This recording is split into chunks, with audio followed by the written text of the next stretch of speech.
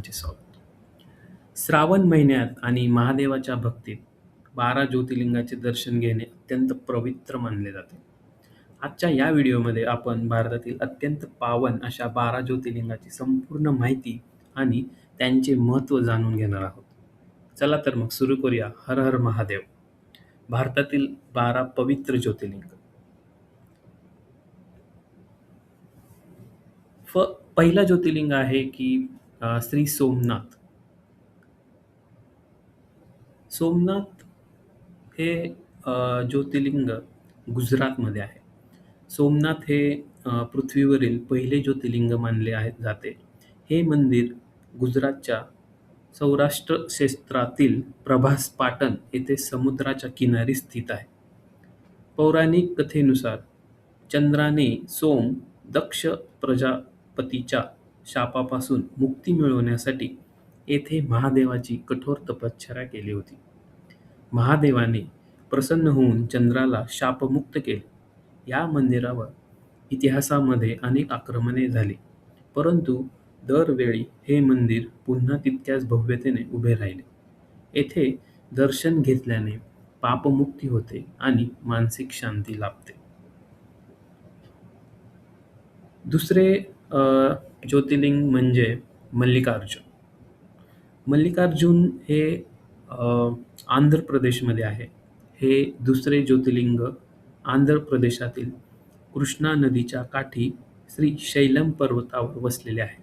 या क्षेत्राला दक्षिण कैलास असेही म्हणतात. येथे भगवान शिव, मल्लिकार्जुन आणि माता पार्वती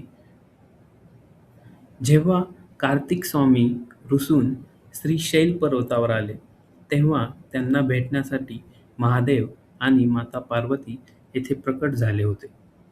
असे मानले जाते की या ज्योतिर्लिंगाच्या दर्शनाने सर्व मनोकामना पूर्ण होतात. तिसरे ज्योतिर्लिंग मीन्स महाकालेश्वर. महाकालेश्वर सुद्धा हे मध्य प्रदेशमध्ये आहे. मध्य प्रदेशातील उज्जैन शहरात शिरपा नदीच्या काठी वसलेले महाकालेश्वर हे तिसरे ज्योतिर्लिंग आहे, ज्यामुळे काल किंवा मृत्यूच्या भीतीपासून मुक्ती मिळते. उज्जैन हे अवंतिका नगरी म्हणून ओळखले जाते. महाकालेश्वर मंदिराची पहाटे होणारी भस्म आरती जगात प्रसिद्ध आहे. येथे महादेवाची पूजा केल्याने भक्ताचे अकाली मृत्यूपासून रक्षण होते. चौथे ज्योतिर्लिंग आहे ओंकारेश्वर. ओंकारेश्वर सुद्धा मध्य प्रदेशमध्ये आहे.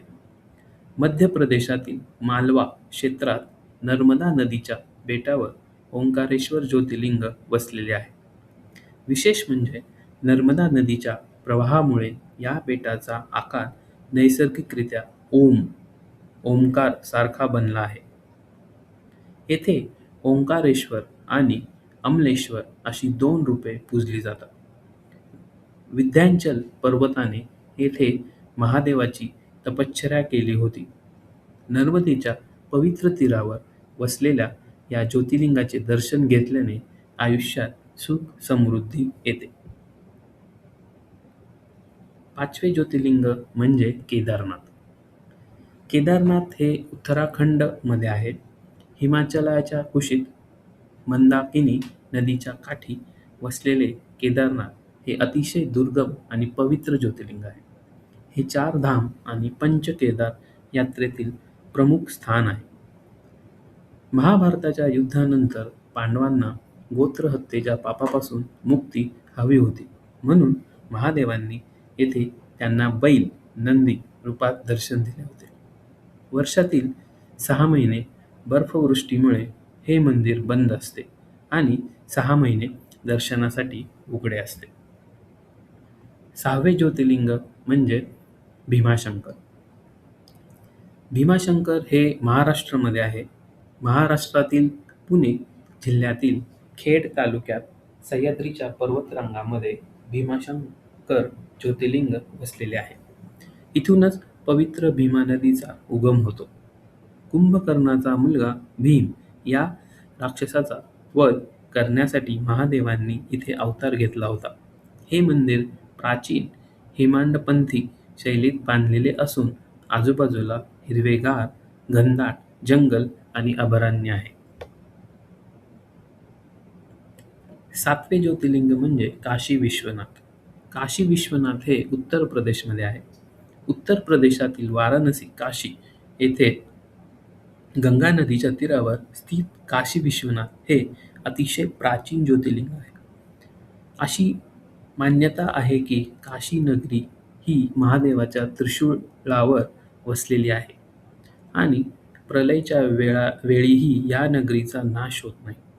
काशीमध्ये प्राण सोडणाऱ्या जीवाला थेट मोक्ष मिळतो.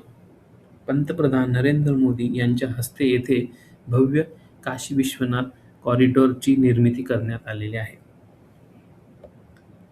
8वे ज्योतिर्लिंग म्हणजे त्र्यंबकेश्वर. त्र्यंबकेश्वर हे सुद्धा महाराष्ट्रामध्ये आहे. महाराष्ट्रातील नाशिकजवळ ब्रह्मगिरी पर्वताच्या पायथ्याशी त्र्यंबकेश्वर ज्योतिर्लिंग वसलेले आहे.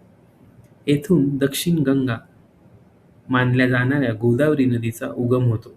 या ज्योतिर्लिंगाचे मुख्य वैशिष्ट्य म्हणजे इथे पिंडित ब्रह्मा, विष्णू आणि महेश